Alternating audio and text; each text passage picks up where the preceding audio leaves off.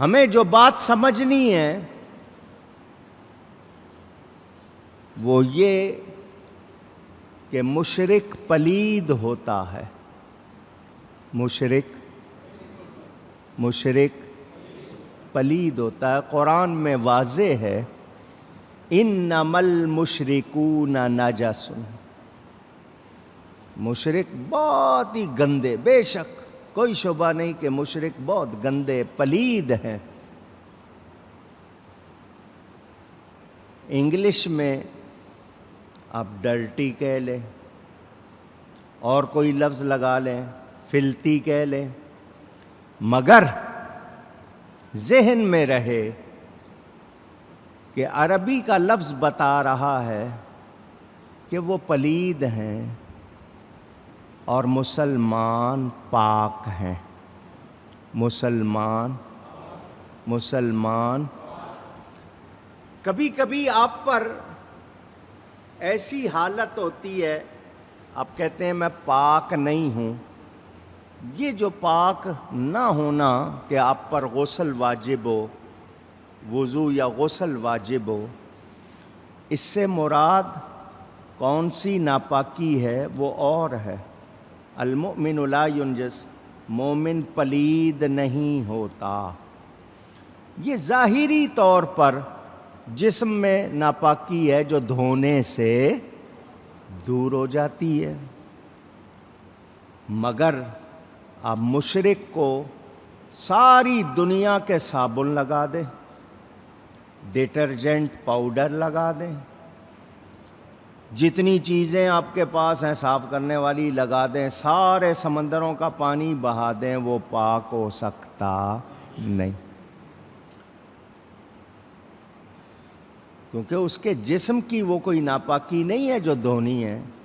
یہ اندر جو ناپاکی ہے شرک کی، یہ پانی سے نہیں دھلتی ہے، یہ ایمان لانے سے دھلتی ہے. جس عالم کی نجاست ہو اسی عالم کی طہارت چاہیے. 7 سمندروں کا پانی اس کو پاک نہیں کر سکتا، کلمہ طیبہ پڑھ لے پاک ہو جائے گا. اب اس سے اندازہ کرو کہ کلمے میں کتنی تاثیر ہے، کتنی قوت ہے. ہم کلمہ روا روی میں پڑھتے ہیں، سمجھتے نہیں ہیں اللہ اور اس کے حبیب کا نام ہے. اس کے پڑھنے سے کفر نہیں رہتا، کوئی اور گندگی کہاں رہے گی، بشرطے کہ ہم اس کی قدر پہچانیں. ہم قدر نہیں پہچانتے، اور ہمیں کہا گیا بار بار کلمہ پڑھا کرو، اپنے ایمان کو تازہ کیا کرو.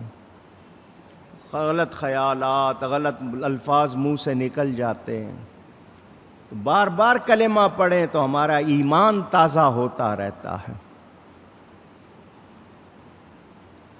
حضرت ابراہیم علیہ السلام کے باپ کا نام قرآن میں آیا ہے آزر. باپ کا نام ہے، والد کا نام نہیں. یہ ان کا چچا تھا آزر، حضرت ابراہیم علیہ السلام کا، اونچی کہیے، ذرا زور سے کہہ دیجئے، چچا تھا، والد نہیں. میں والد اور باپ کا فرق آپ کو سمجھا چکا ہوں. کسی نبی کے والدین، سگے ماں باپ مشرک نہیں ہوئے، کیونکہ مشرک پلید ہوتا ہے. نبی پاک، اللہ کا نور، اللہ اپنا نور کسی پلید میں نہیں رکھتا. وہ لوگ جو منہ پھاڑ کر میرے پیارے نبی پاک صلی اللہ علیہ وسلم کے والدین کے بارے میں یا حضرت ابراہیم علیہ السلام کے والد کے بارے میں بد کلامی کرتے ہیں، اللہ ان کو ہدایت دے. وہ لوگ شرم نہیں کرتے، حیا نہیں کرتے کہ وہ اللہ کو، اللہ کے پیاروں کو تکلیف پہنچاتے ہیں. اور ہمارے نبی پاک صلی اللہ علیہ وسلم کو جو تکلیف پہنچائے وہ اللہ کو تکلیف پہنچاتا ہے، اور قرآن میں اس کے لیے دردناک سخت عذاب ہے. ابو لہب رشتے میں نبی پاک صلی اللہ علیہ وسلم کا چچا، اس کی بیٹی سبیعہ مسلمان ہو گئی، صحابیہ بن گئی۔ صحابیوں میں سے کسی نے طنزیہ طور پر، سرکیسٹکلی جس کو کہتے ہیں، طنز کرتے ہوئے اس کو کہا جہنم کے ایندھن کی بیٹی، کیونکہ ابو لہب کو قرآن میں جہنم کا ایندھن کہا گیا۔ اس نے حضور صلی اللہ علیہ وسلم کی گستاخی کی، بے ادبی کی۔ اللہ نے اس کے لیے قرآن میں فرما دیا وہ جہنم کا ایندھن ہے۔ رشتہ داری کس کی کام آئے گی؟ ایمان کی۔ اگر کوئی ایمان والا نہیں ہے اور ایمان والے کا رشتہ دار ہے تو اس کو کوئی فائدہ نہیں ہے، وہ ایمان نہیں لایا، چچا ہونا اس کو کوئی فائدہ نہیں پہنچا۔ جب اس خاتون کو جہنم کے ایندھن کی بیٹی کہا گیا، وہ روتی ہوئی حضور صلی اللہ علیہ وسلم کے پاس آئی، میں مسلمان ہو گئی ہوں، آپ کی صحابیہ ہوں، اگر میرا باپ غلط ہے تو مجھے اس طرح کیوں پکارا جا رہا ہے؟ ٹھیک ہے میرا باپ جہنم کا ایندھن ہے، میں تو نہیں ہوں۔ میرے پیارے نبی پاک صلی اللہ علیہ وآلہ وسلم کو جلال آ گیا، منبر پر رونق افروز ہوئے۔ کون ہے وہ جو میری قرابت کے بارے میں مجھے اذیت پہنچاتا ہے؟ قرابت کا مطلب قریب ہونا، جو رشتے میں قریب ہیں۔ حالانکہ قرآن میں ہے، جس صحابی نے بھی کہا تھا غلط نہیں کہا تھا، اس خاتون کا باپ جہنم کا ایندھن، مگر طنزیہ طور پر پکارنا بھی گوارا نہیں ہوا۔ تو جو نبی کے ماں باپ کے لیے جان بوجھ کر غلط لفظ کہتے ہیں، کیا نبی کو تکلیف نہیں ہوتی ہوگی؟ پوچھ رہا ہوں آپ کو، حضور صلی اللہ علیہ وسلم کو اذیت نہیں پہنچتی ہوگی؟ تو جو نبی کو ایذا پہنچائے وہ کون ہے؟ تو ہمیں اپنی فکر کرنی چاہیے، اپنا ہوش ہونا چاہیے، اور ہم پرواہ نہیں کرتے، دھیان نہیں دیتے۔ حضرت ابراہیم علیہ السلام کے والد کا نام کتابوں میں تاریخ یا تاریخ لکھا ہے، اور وہ مسلمان تھے، کیونکہ نبی کے ماں باپ مشرک نہیں ہوتے۔ اب سنیں، تفصیل پڑھنی ہو میرے والد صاحب کی کتاب ذکر حسین، میری کتاب والدین رسالت مآب، اس میں نے لکھ دیا ہے، آپ کو مختصراً سنا رہا ہوں۔ حضرت ابراہیم علیہ السلام نے جس قوم میں آنکھ کھولی وہ بتوں کی پوجا کرتے تھے۔ قوم جو بتوں کی پوجا کرنے والی تھی، حضرت ابراہیم علیہ السلام نے ان سے جو کچھ کہا، واقعہ آگے آئے گا، آپ سنیں گے، سنتے رہتے ہیں۔ یہ جو آزر آپ کا چچا تھا، اللہ تعالی نے اس کا دشمن ہونا حضرت ابراہیم پر ظاہر کر دیا۔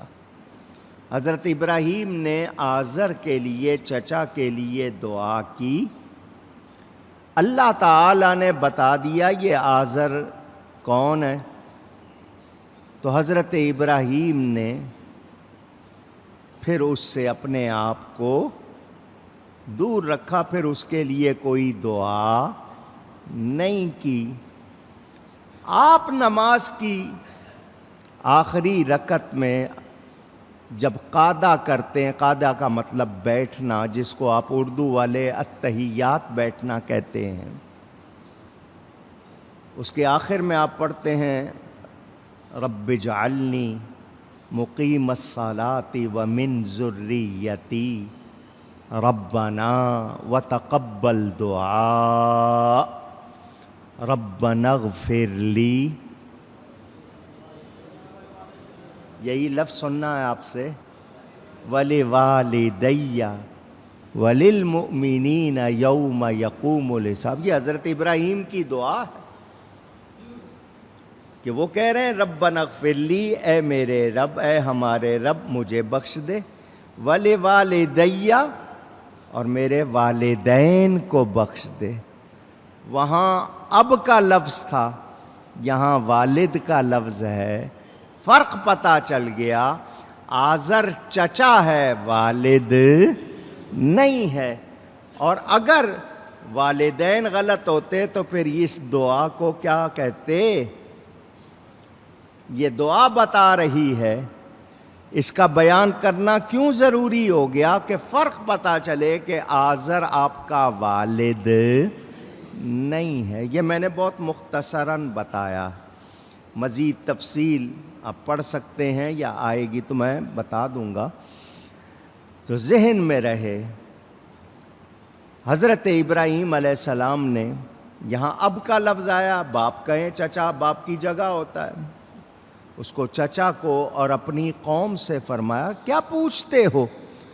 قالوا نعبد اصناما فنظل لها عاکفین.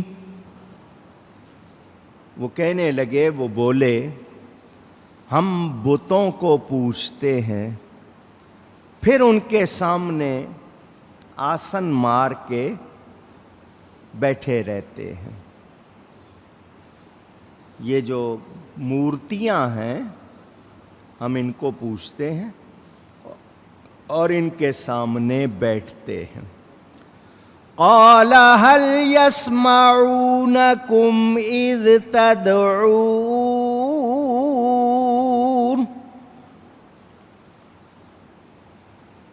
حضرت ابراہیم علیہ السلام جانتے تھے اس قوم کو،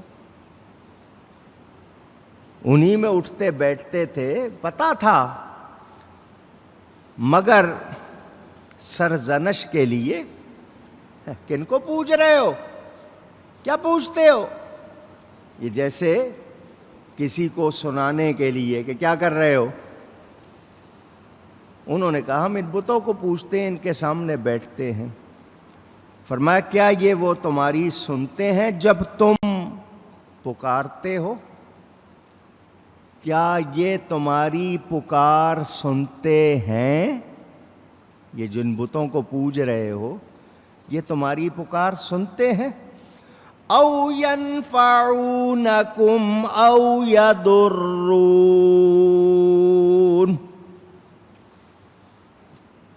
کیا یہ تمہیں نفع یا نقصان پہنچاتے ہیں؟